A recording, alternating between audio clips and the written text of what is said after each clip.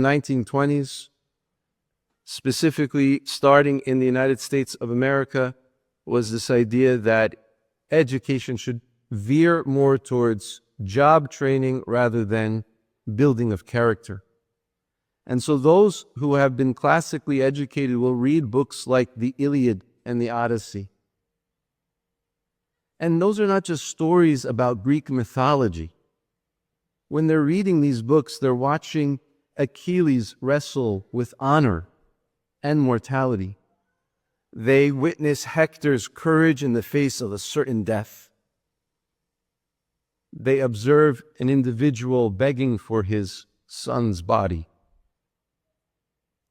And those encounters are what form our morality and our imagination. The student of those books, they learn what courage looks like, what nobility looks like, what sacrifice looks like. And when you read the sayings of the fathers and you read those books back there, you understand what does good soil look like, what does virtue look like. This is even more true when you read, let's say the life of Antony or on the Incarnation. We're not acquiring information in these texts. We're encountering holiness.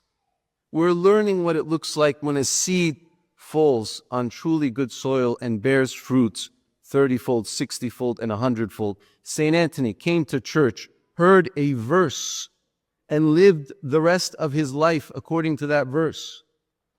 He just heard one verse. That's one seed that found good soil. And look at the effect St. Anthony had. A man who went into the desert and wanted to be forgotten. And we are singing his praises even until this day, reading his life, understanding that this is a human being, what we are supposed to become, and this is a person who had good soil.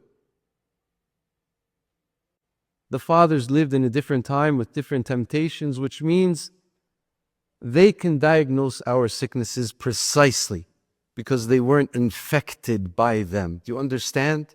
When you're infected by the sickness, which is where we are today, we need to look to the voices of those in the past to reflect on what we're doing now. Today, we hear things